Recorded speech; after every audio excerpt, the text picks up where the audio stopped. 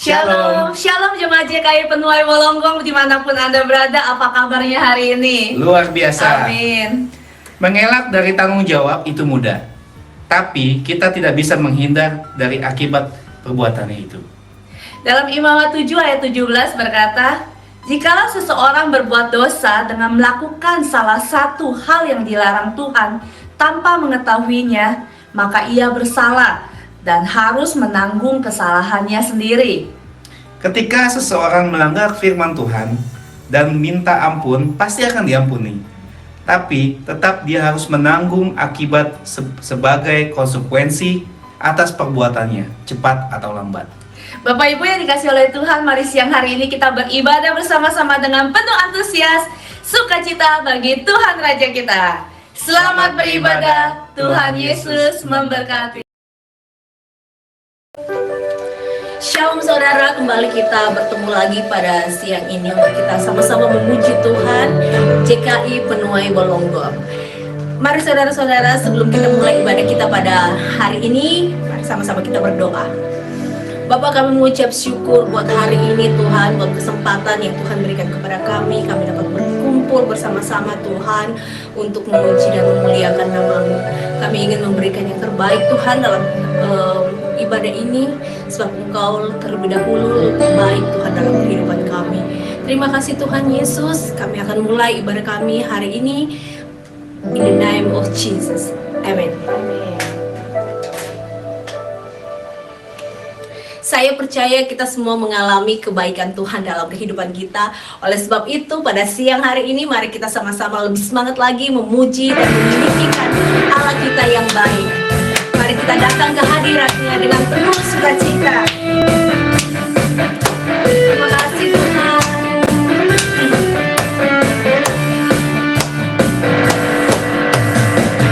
Datanglah ke bait-Nya dengan hati bersyukur, ke dalam pelataran-Nya dengan hati bersuka, rasakan dan lihatlah betapa baiknya Tuhan bagi yang berlindung padanya.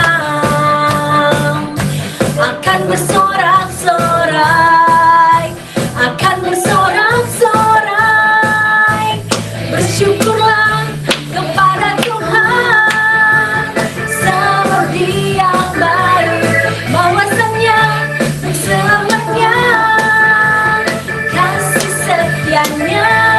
Bersyukurlah kepada Tuhan seperti yang baik, bahwasanya untuk selamanya kasih setianya. Datanglah ke bait-Nya dengan hati bersyukur, ke dalam pelataran-Nya dengan hati bersuka, rasakan dan lihatlah betapa baiknya Tuhan bagi yang berlindung padanya. Akan bersorak-sorai, akan bersorak-sorai, bersyukurlah kepada Tuhan sebab Dia baik, bahwasanya untuk selamanya kasih setianya. Bersyukurlah kepada Tuhan sebab Dia baik, bahwasanya untuk selamanya kasih setianya. Bersyukurlah, bersyukurlah kepada Tuhan sebab Dia baik, bahwasanya untuk selamanya kasih setianya. Bersyukurlah kepada Tuhan sebab Dia baik, bahwasanya untuk selamanya kasih setianya. Bahwasanya untuk selamanya, bahwasanya untuk selamanya, bahwasanya untuk selamanya kasih setianya.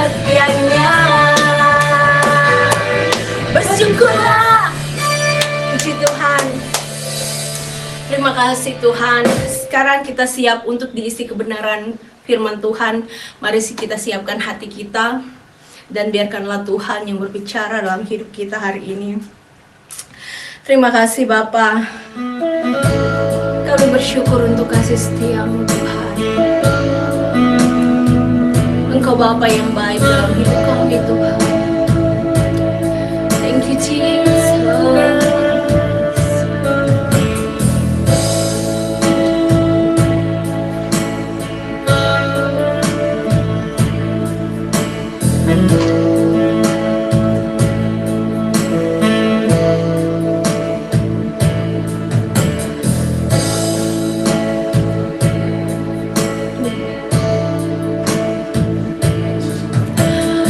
Yesus, Kau telah memulai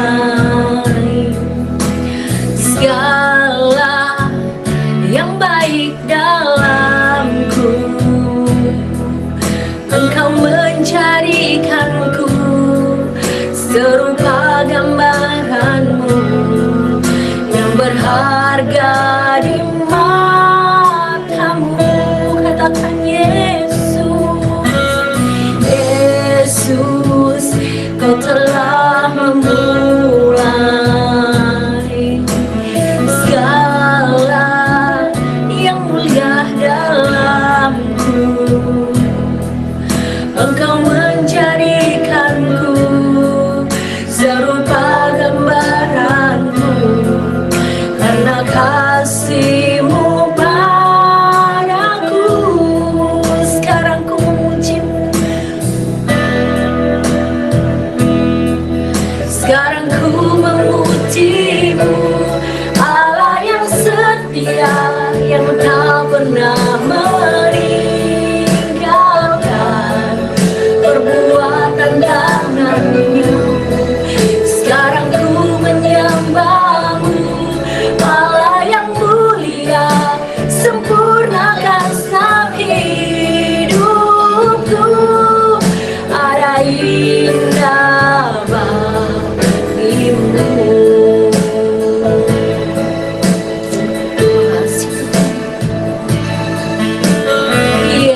Yesus, Kau telah memulai segala yang mulia dalamku. Kau berikan hidup-Mu sebagai ganti dosaku karena kasih-Mu padaku.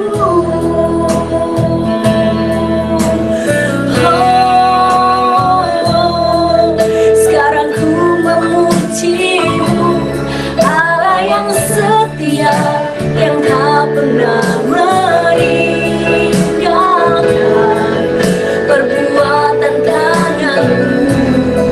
Sekarang ku menyembah-Mu, Allah yang mulia, sempurnakan setiap hidupku.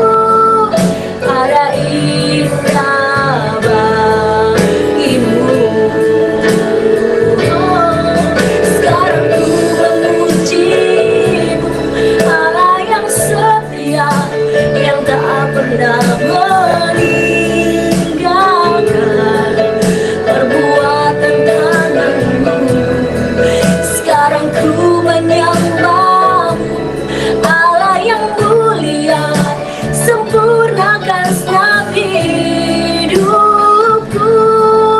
Ada indah bagimu.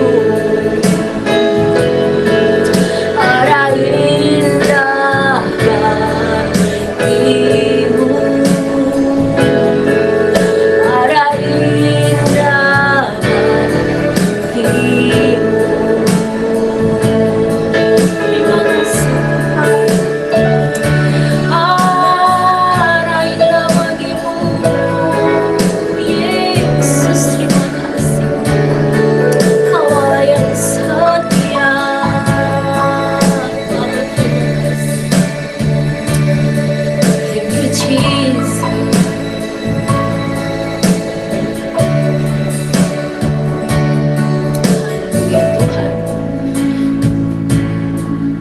kasih banyak Bapa. Kami memuji muliakan nama-Mu Tuhan.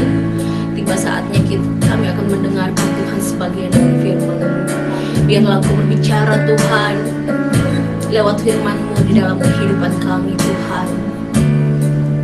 Biarlah tanah kami Tuhan, tanah hati kami menjadi tanah yang subur Tuhan, yang siap ditaburi oleh benih firman-Mu Tuhan. Terima kasih banyak Bapa. Urapi firman-Mu, urapi hamba-Mu Tuhan yang akan menyampaikan firman-Mu hari ini Tuhan. Biarlah Engkau yang memberikan hamba-Mu hikmat Tuhan, menyampaikan apa yang ingin Engkau sampaikan Tuhan dalam kehidupan kami. Terima kasih banyak Bapa. Kami akan mendengarkan firman-Mu di dalam nama Tuhan Yesus Kristus. Haleluya, amin. Shalom, anak-anak Allah, anak-anak kerajaan. Gimana kabar saudara? Baik, ya. Saya percaya hari ini Tuhan akan berbicara banyak hal bagi kita. Ya. Baik saudaraku, saya akan beri judul meresponi panggilan Tuhan. Atau saya judul yang kedua, ini aku Tuhan, utuslah aku. Saya akan ambil di dalam Matius 22 ayat 1 sampai dengan 14. Beginilah firman Tuhan, Matius 22 ayat 1 sampai dengan 14. Lalu Yesus berbicara pula dalam perumpamaan kepada mereka. Hal kerajaan surga seumpama raja yang mengadakan perjamuan kawin untuk anaknya. Ia menyuruh hamba-hambanya memanggil orang-orang yang telah diundang ke perjamuan kawin itu. Tetapi orang-orang itu tidak mau datang. Ia menyuruh pula hamba-hamba lain pesannya. Katakanlah kepada orang-orang yang diundang itu, sesungguhnya hidangan telah kusediakan. Lembu-lembu jantan dan ternak piaraanku telah disembelih. Semuanya telah tersedia. Datanglah ke perjamuan kawin ini. Tetapi orang-orang yang diundang itu tidak mengindahkannya. Ada yang pergi ke ladangnya, ada yang pergi mengurus usahanya, dan yang lain menangkap hamba-hambanya itu, menyiksanya dan membunuhnya.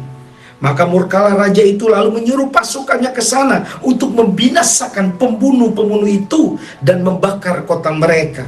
Sesudah itu ia berkata kepada hamba-hambanya, perjamuan kawin telah tersedia, tetapi orang-orang yang diundang tadi tidak layak untuk itu. Sebab itu, pergilah ke persimpangan-persimpangan jalan dan undanglah setiap orang yang kamu jumpai di sana ke perjamuan kawin itu. Maka pergilah hamba-hamba itu dan mereka mengumpulkan semua orang yang dijumpainya di jalan-jalan, orang-orang jahat dan orang-orang baik, sehingga penuhlah ruangan perjamuan kawin itu dengan tamu. Ketika raja itu masuk untuk bertemu dengan tamu-tamu itu, ia melihat seorang yang tidak berpakaian pesta. Ia berkata kepadanya, hai saudara, bagaimana engkau masuk kemari dengan tidak mengenakan pakaian pesta? Tetapi orang itu diam saja. Lalu kata raja itu kepada hamba-hambanya, ikatlah kaki dan tangannya dan campakkan orang itu ke dalam kegelapan yang paling gelap. Di sanalah akan terdapat ratap dan katak gigi, sebab banyak yang dipanggil, sedikit yang dipilih. Puji nama Tuhan saudaraku.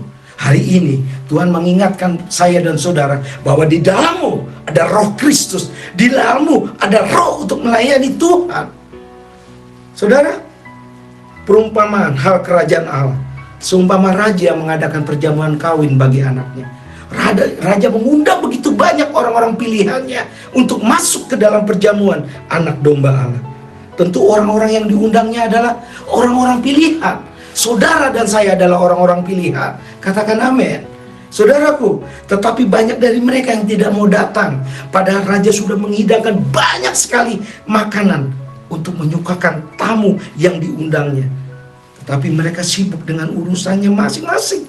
Mereka bekerja, mereka usaha, mereka menyalurkan hobi-hobi, sibuk mengurusi usahanya.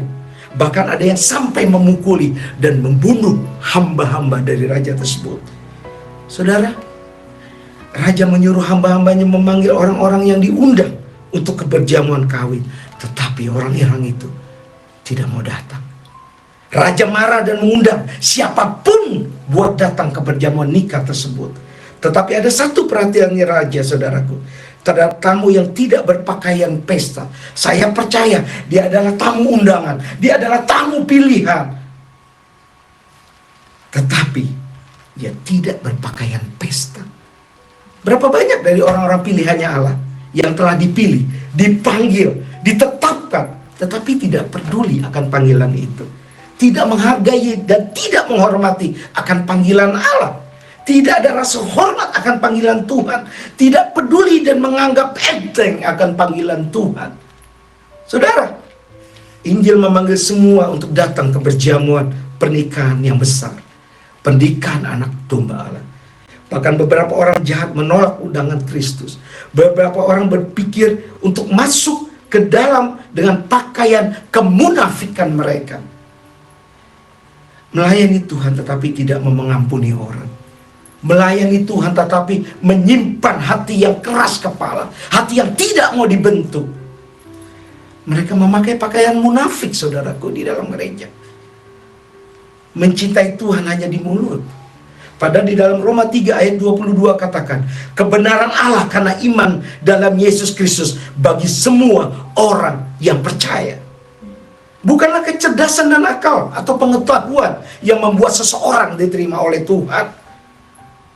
Namun penerimaan panggilannya dengan rendah hati dan mengambil dalam perjamuan pernikahan yang Dia sediakan.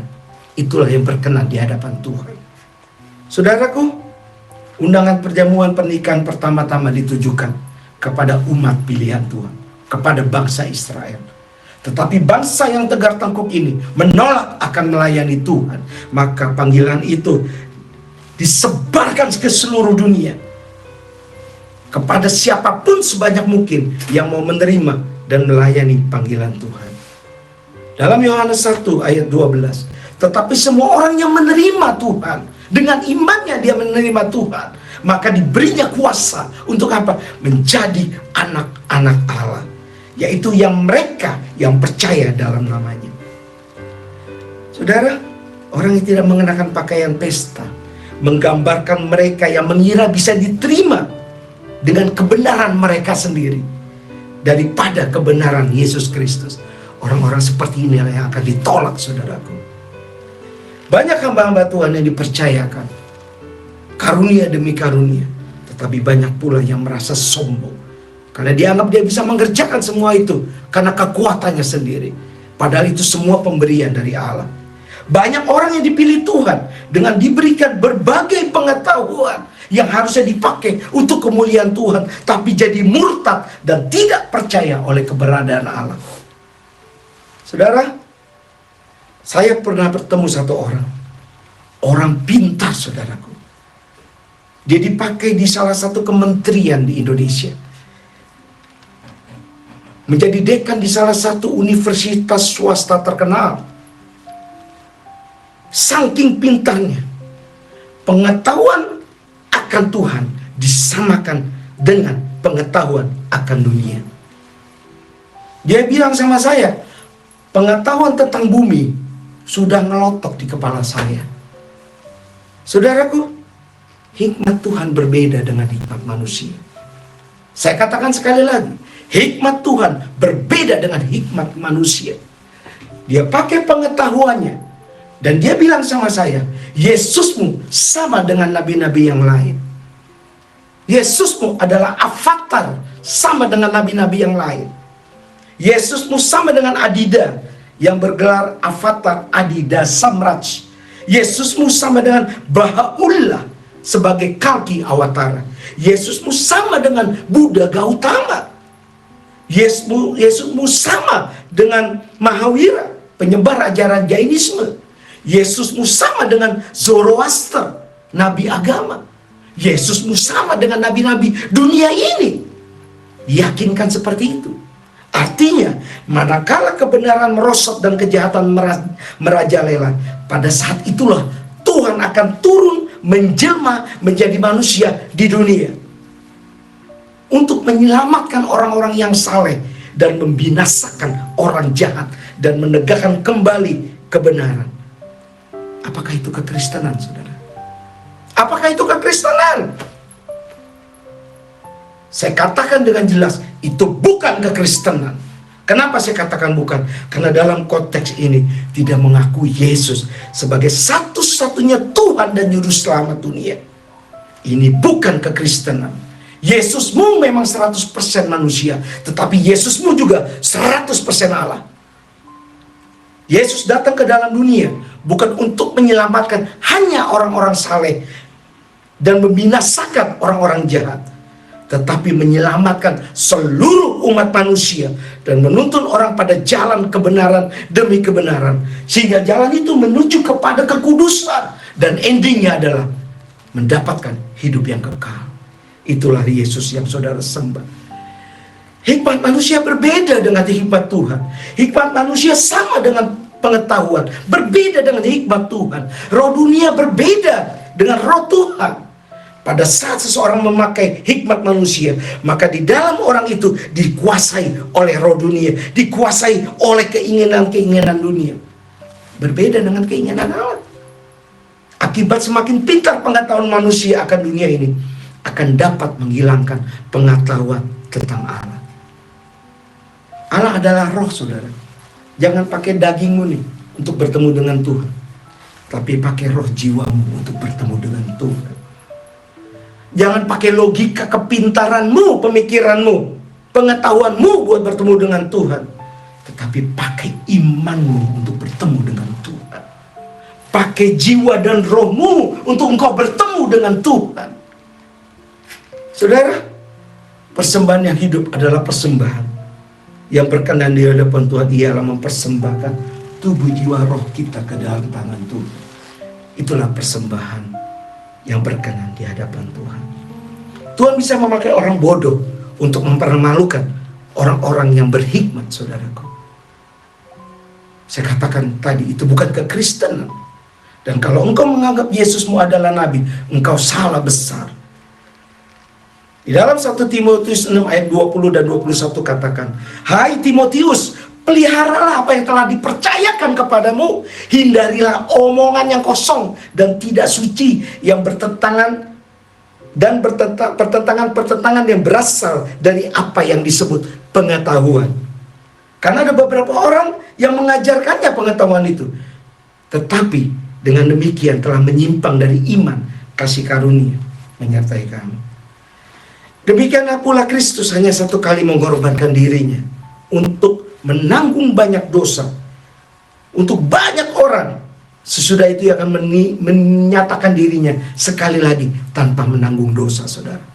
Yesus yang 100% manusia dan Yesus yang 100% Allah akan datang kembali ke dalam dunia untuk menjemput saya dan saudara. Saudaraku, banyak hamba Tuhan yang meninggalkan Tuhan karena semakin pintar pengetahuan yang dia dapat, dia susah untuk memakai imannya dia kepada Tuhan. Maka dari itu banyak hamba Tuhan yang sudah nyeleneh. Kalau saudara lihat di YouTube, ada hamba Tuhan di Kelapa Gading, saudara. Dia menyatakan bahwa dia menikah dengan Roh Kudus. Saya katakan itu sesat, saudaraku. PA itu pendeta begitu. Sesat itu, saudara. Gak usah diikutin yang model begitu. Roh Kudus adalah roh Allah yang suci, yang diberikan kepada kita untuk menuntun jalan hidup kita. Supaya apa? Mengingatkan tentang pelayanan Yesus di dalam kita. Tanpa Roh Kudus engkau tidak bisa berjalan bersama Tuhan. Roh Kudus yang akan menyatakan jalan terangnya Allah di dalam kita. Saudara, hikmat Tuhan bisa didapat pada saat kita takut akan Tuhan, percaya dan beriman di dalam Tuhan. Pada saat kita beriman kepada Tuhan, hal-hal yang di luar logika kita akan dapat terwujud. Mujizat demi mujizat, sakit penyakit di luar logika kita, di luar pengetahuan, di luar akal sehat, Tuhan akan wujudkan bagi saudara dan saya. Saudaraku, saya ada satu kesaksian. Waktu itu istri saya periksa miom, saudara. Ternyata didapatilah ada tumor di dalam istri saya. Istri saya pulangnya menangis. Saya bilang, coba cek ulang. Sampai 3 kali dicek, saudaraku. Dimasukkan alat itu ke dalam tubuhnya dia dan dicek. 100% ada tumor yang mengarah ke kanker. Saudara, waktu itu saya sibuk kerja. Tapi saya ambil waktu, saya mencari Tuhan. Karena saya percaya Tuhan yang saya sembah dengan iman saya adalah Tuhan yang hidup. Saya cari Tuhan saya. Saya berdoa berpegangan tangan sama istri saya. Dokter sudah bilang, Bu, tumor ibu yang ada di kandungan harus diangkat. Kalau diangkat berarti sudah tidak punya anak lagi. Ibu sudah punya anak perempuan, sudah. Punya anak lagi, sudah. Ya sudahlah, sudah punya anak perempuan dan laki. Tapi saya beriman, saudara. Saya yakinkan diri saya, Yesus yang di dalamku luar biasa. Dia 100% manusia, tapi dia juga 100% Allah. Saudaraku, jadwal operasi sudah ditentukan. Pada saat jadwal operasi sudah ditentukan, pada saat mau operasi, hari itu istri saya datang haid. Otomatis operasi harus ditunda 7 hari lagi. Selama masa 7 hari, saudaraku, anak saya yang paling besar, waktu itu usianya baru berapa tahun ya? Sekitar 5 tahun, 6 tahun. Dikatakan, Mami, jangan mati. Mami, jangan mati, Mami. Dia berdoa mengeluarkan air mata, Tuhan, sembuhkan mamiku, jangan mati, jangan bikin mamiku mati. Saya katakan sama istri saya, kalau anak sekecil begitu saja bisa mencari Tuhan, masa kita yang orang dewasa, kita nggak bisa mencari Tuhan? Akhirnya setiap hari kita berpegangan tangan. Saudaraku, hari ketiga, hari keempat, hari kelima, hari keenam, hari ketujuh, dia datang ke dokter. Dia cek ulang, saudara. Percaya, saudara? Apa yang dokter bilang? Sampai dimasukkan alat dan positif 100% itu kanker. Di dalam nama Tuhan Yesus, kanker itu hilang. Beri kemuliaan buat Tuhan. Tuhanmu adalah Tuhan yang hidup. Saudara, kita kaget luar biasa.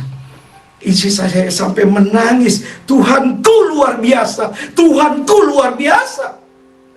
Engkau gak bisa pakai pemikiran untuk ketemu Tuhan. Engkau gak bisa pakai hartamu untuk ketemu Tuhan. Engkau gak bisa pakai jabatanmu ketemu Tuhan. Engkau harus pakai imanmu, faith, bertemu dengan Tuhanmu. Dan pada saat engkau bertemu Tuhan, tidak ada satu makhluk pun yang bisa menghalangi kesembuhanmu. Tidak ada satu pun yang makhluk yang bisa menahan berkatmu. Tidak ada satu pun makhluk di dunia ini yang bisa menahan setiap langkahmu. Karena di depanmu ada Roh Allah yang hidup, yang akan menuntun saudara pada kelimpahan, pada berkat, pada kesembuhan. Mujizat demi mujizat terjadi. Dan saudara akan melihat luar biasanya Allah yang kau sembah. Saudara, pada saat kita percaya dan beriman, kita memakai hikmat kita. Kita dapat meresponi panggilan Tuhan luar biasa dalam hidup kita. Engkau ditaruh di dunia ini bukan untuk kau bekerja, cari makan, ya, memuaskan hawa nafsumu, lalu engkau mati. No, Tuhan punya rencana atas hidupmu. Engkau taruh di dunia ini. Ada Roh Kristus yang di dalammu, yang selalu meluap-luap untuk engkau melayani Tuhan. Jangan sia-siakan hidupmu, saudara. Hidup ini adalah melayani Tuhan. Hidup ini adalah pelayanan. Setiap kita dipanggil oleh Tuhan, namun respon kita membedakannya. Untuk itu kita pahami dulu ada konsep panggilan Tuhan berikut ini. Pertama, otoritas panggilan Tuhan ada di tangan Allah. Otoritas panggilan Tuhan bukan di tangan saudara. Oh, aku sudah dipanggil sama Tuhan nih. Tetapi pada saat engkau berjalan ternyata bukan, engkau akan kecewa. Bahkan ada satu teman saya saking kepengennya menjadi seorang hamba Tuhan. Karena orang mamanya bilang, oh engkau akan jadi hamba Tuhan. Dia kecewa, saking kecewanya Alkitab dibakar, airnya diminum. Bodohnya sempurna banget. Bodohnya sempurna banget, saudaraku. Saya katakan sekali lagi, otoritas panggilan ada di tangan Allah. Allah memanggil kita semua, saudara, untuk melayani Tuhan. Yes. Tetapi yang Tuhan mau, engkau melayani Tuhan dengan all out, dengan hati yang tulus engkau melayani Tuhan. Yesaya 43 ayat 1 katakan, janganlah takut sebab aku telah menebus engkau. Aku telah memanggil engkau dengan namamu. Engkau ini kepunyaanku. Bayangin, kalau saudara kepunyaan Tuhan, siapa yang bisa menghalangi berkatmu? Siapa yang bisa menghalangi kesembuhanmu? Siapa yang bisa memberkati kelimpahan dalam hidupmu? Allah memanggil setiap kita, saudara, untuk datang melayani Tuhan. Jangan tunggu waktu. No, jangan tunggu sampai nanti deh Tuhan, kan kau nggak tahu umurmu sampai kapan. Mungkin 5 menit lagi saya meninggal. Mungkin saudara yang mati duluan. Hari ini responi panggilan Tuhan dalam hidupmu. Yang kedua, di luar Tuhan kita tidak dapat berbuat apa-apa. Yohanes 15 ayat 5 katakan, akulah pokok anggur dan kamulah ranting-rantingnya. Barang siapa tinggal di dalam aku dan aku di dalam dia, ia berbuah banyak, sebab di dalam aku kamu tidak dapat berbuat apa-apa. Saudara, di dalam setiap orang percaya ada roh Kristus di dalamnya. Jangan mandulkan roh Kristus yang ada di dalammu. Pakai roh Kristus untuk menyelamatkan anak-anakmu. Pakai roh Kristus untuk menyelamatkan keturunanmu. Pakai roh Kristus untuk menyelamatkan orang-orang sekelilingmu. Ayo saudara, mumpung ada kesempatan. Sebab di luar Tuhan kamu tidak dapat berbuat apa-apa. Engkau akan kecewa kalau mengikuti roh dunia ini. Engkau akan kecewa kalau engkau mengikuti hawa nafsumu. Semua adalah kesia-siaan. Saya pikir kalau orang hidup di dunia itu kaya itu penting saudara. Saya bilang orang kerja 8 jam bisa kaya. Gimana kalau saya kerja 16 jam? Saya pacu diri saya 16 jam saya bekerja setiap hari. Lalu pada saya dapatkan kekayaan. Untuk apa kekayaan ini? Kalau kita tidak bijaksana, kita akan mengelola kekayaan itu untuk memuaskan hawa nafsu kita. Dan akhirnya akan mengecewakan. Benar saudara. Hartamu tidak bisa menyelamatkan hidupmu. Keluargamu bisa hancur. Karena engkau semakin kaya, orang bukan semakin untuk memberkati pekerjaan Tuhan. Banyak orang semakin kaya semakin pelit. Banyak orang semakin kaya semakin berhitung sama Tuhan. Padahal semua Tuhan yang kasih. 90% kau bisa nikmati. 10% untuk pekerjaan Tuhan. Ya, kalau cuma 1-2 juta. Kalau 100 juta. Kalau 200 juta. Kita sudah bermain dengan logika kita. Berhitung dengan Tuhan. Saya katakan saudara, Tuhan mau bikin orang kaya, gampang. Apalagi Tuhan mau bikin orang miskin, jauh lebih gampang. Yang tidak ada Tuhan jadikan ada. Apalagi yang ada, Tuhan tinggal ambil. Kejadian terhadap diri saya saudaraku. Pada saat saya punya kekayaan, tapi saya tidak pakai untuk kemuliaan Tuhan. Semua diambil Tuhan. Gak enak saudara. Gak enak. Jangan sampai engkau masuk ke dalam penderitaan seperti itu. Baru engkau mencari Tuhan. Kalau hari ini engkau diingatkan sama Tuhan. Di luar aku kamu tidak dapat berbuat apa-apa. Maka dari engkau sungguh-sungguh semakin dekat. Semakin dekat. Semakin merasakan Tuhan. Kalau engkau merasakan Tuhan saudaraku. Wow. Mujizat setiap hari terjadi atas hidup saudara. Oh, praise the Lord. Anak-anakmu menjadi anak-anak ilahi saudara. Yang ketiga, panggilan Tuhan akan mendatangkan perlindungan, penyertaan Tuhan atas hidupmu, penyertaan Tuhan atas semua keturunanmu. Di dalam Yesaya 43 ayat 1 sampai 5 dan 7, beginilah firman Tuhan yang menciptakan saudara dan saya. Dikatakan, janganlah takut, sebab aku telah menebus engkau. Aku telah memanggil engkau dengan namamu. Engkau ini kepunyaanku. Apabila engkau menyeberang melalui air, aku akan menyertai engkau. Atau melalui sungai-sungai, engkau tidak akan dihanyutkan. Apabila engkau berjalan melalui api, engkau tidak akan dihanguskan. Dan nyala api tidak akan membakar engkau. Sebab akulah Tuhan Allahmu, yang Maha Kudus, Allah Israel, juru selamatmu. Oleh karena engkau berharga di mataku dan mulia, dan aku mengasihi engkau, maka aku memberikan manusia sebagai gantimu, dan bangsa-bangsa sebagai ganti nyawamu. Janganlah takut, sebab aku menyertai engkau. Aku akan berdatangkan anak cucumu dari timur, dan aku akan menghimpun engkau dari barat. Semua orang yang disebutkan dengan namaku, yang kuciptakan untuk kemuliaanku, yang kubentuk, dan yang juga kujadikan. Luar biasa Tuhan akan menyertai dan melindungi saudara dan saya. Itu janji Tuhan saudaraku, karena dia mengasihi engkau dan aku. Saudara, konsep panggilan Tuhan yang kedua adalah Tuhan memberikan free will, kehendak bebas bagi saudara dan saya. Kita bebas untuk menerima atau menolak panggilan Tuhan. Saudaraku, kita bebas. Mau dipanggil Tuhan, kita mau ikut atau enggak, itu Tuhan kasih free will sama kita. Tuhan kasih pilihan, engkau mau pilih kematian atau kehidupan, engkau mau pilih berkat atau kutuk. Tetapi saya katakan saudara, jangan bermain api dengan Tuhan. Pada saat Tuhan marah, maka akan ada akibat yang tidak bisa diselesaikan oleh manusia. Hari ini kalau Tuhan memanggil saudara, jangan pakai kehendakmu bilang, aku nggak bisa Tuhan. Jangan bilang, aku nggak mampu Tuhan. Setiap orang Tuhan kasih kelebihan untuk melayani Tuhan. Ini kesempatan dalam hidupmu. Ini kesempatan untuk kau melayani Raja di atas segala raja. Ini kesempatan engkau untuk meninggikan Tuhanmu.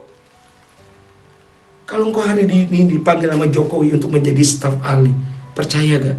Engkau akan cukur rambutmu, ganti bajumu yang baru untuk datang kepada Jokowi. Hari ini Tuhan memanggil saudara.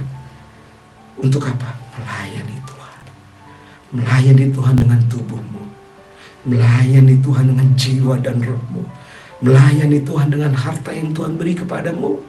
Maka kata Tuhan, ujilah aku. Semakin kau banyak memberi, semakin kau akan diberkati. Semakin kau pelit, luar biasa. Semakin berkat itu akan menahan dirimu. Saudara, panggilan yang berikutnya adalah panggilan Allah semasa hidup. Adalah panggilan untuk diberkati dan diselamatkan. Responi panggilan Allah karena di dalam saudara Tuhan telah memberikan kelebihan buat melayani Tuhan. Saudara sudah dipanggil, sudah dipilih, sudah ditetapkan. Pergunakan kesempatan itu buat menyenangkan hati Tuhan. Pakai setiap talenta demi talenta, karunia demi karunia, bahkan hartamu untuk menyenangkan hati Tuhan. Kalau engkau mati, engkau tidak bisa lagi menyenangkan hati Tuhan. Selesai sudah saudaraku.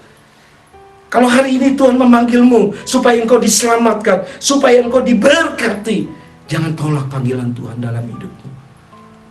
Yang berikutnya lagi panggilan adalah sesudah kita mati, adalah panggilan untuk diadili. Roma 14 ayat 12. Demikianlah setiap orang di antara kita akan memberi pertanggungan jawab tentang dirinya sendiri kepada Allah. Saudara, kalau engkau sudah mati, sudah tidak ada lagi kesempatanmu buat memperbaiki diri. Sudah tidak ada lagi kesempatan buat kembali sama Tuhan. Sudah tidak ada lagi pertobatan. Sudah tidak ada lagi pengampunan dosa. Sudah tidak ada lagi perdamaian terhadap sesama. Semua sudah terlambat. Gunakan waktumu selama engkau hidup. Bijaksana dalam memakai hidup saudara. Senangkan hati Tuhan, layani Tuhan dengan tubuhmu, dengan hartamu, dengan jiwamu, dengan rohmu. Senangkan teman pewaris tahta kerajaan Allah, pasangan hidupmu. Jangan kau benci pasangan hidupmu, karena Tuhan yang memberikan dia kepadamu. Kalau dia sudah nggak ada, engkau bangun kuburan 10 hektar nggak berguna, saudaraku. Dia adalah teman pewaris tahta kerajaan Allah. Jangan kau sakiti saudara. Karena engkau harus bertanggung jawab kepada Tuhan yang memberikan teman pewaris tata kerajaan Allah kepadamu. Saudaraku, kalau engkau sudah mati, sudah tidak ada lagi kesempatan buat melayani sesama, melayani Tuhan. Kalau saudara sudah mati. Di dalam 2 Korintus 5 ayat 10, sebab kita semua harus menghadap tahta pengadilan Kristus, supaya setiap orang memperoleh apa yang patut diterimanya, sesuai yang dilakukannya dalam hidup ini, baik ataupun jahat. Demikianlah setiap orang di antara kita akan memberi pertanggungan jawab tentang dirinya sendiri kepada Allah. Saudara, layani Tuhan selagi masih ada waktu, selagi masih ada kesempatan. Mari tutup mata saudara, kita akan berdoa. Saya akan nyanyikan satu lagu, saudara bertemu Tuhan pribadi. Biar engkau merasakan lawatan Tuhan, kau rasakan dalam hidup saudara. Pada saat engkau berdoa dengan Tuhan, saya akan nyanyikan lagu ini. Hidup ini adalah kesempatan. Hidup ini adalah kesempatan. Hidup ini untuk melayani Tuhan. Jangan sia-siakan waktu yang Tuhan beri. Hidup ini harus jadi berkat. hidup ini adalah kesempatan. Hidup ini adalah kesempatan. Hidup ini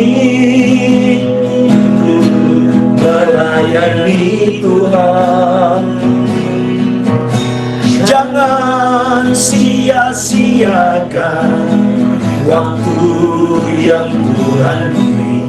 Hidup ini harus jadi berkat. Oh Tuhan, oh Tuhan, pakailah hidupku selagi aku masih kuat. Bila saatnya nanti ku tak berdaya lagi, hidup ini sudah jadi berkat. Oh Tuhan, oh Tuhan, pakailah hidupku, amin, selagi aku masih kuat. Bila saatnya nanti ku tak berdaya lagi, hidup ini sudah jadi berkat. Satu kali lagi, oh Tuhan, oh Tuhan, pakailah hidupku. Terima kasih Tuhan untuk firman-Mu Bapa, mengingatkan kami bahwa hidup ini adalah melayani. Hidup ini adalah melayani. Bila saatnya nanti, oh God, tak berdaya lagi, hidup ini sudah jadi berkat. Bila saatnya nanti, bila saatnya nanti ku tak berdaya lagi, hidup ini sudah jadi berkat. Mari saudara kita berdoa. Tuhan, terima kasih untuk firman-Mu ya Bapa, yang mengingatkan kami bahwa hidup ini adalah melayani. 2023 Tuhan, kami akan mengambil bagian untuk melayani Engkau. Kami akan melayani untuk menyenangkan hati-Mu, meninggikan nama-Mu, menyelamatkan orang-orang sekeliling kami dan semua keturunan kami. Terima kasih Bapa untuk firman-Mu ya Tuhan. Materaikan firman-Mu di dalam anak-anak kerajaan Allah Tuhan di Zoom ini Bapa.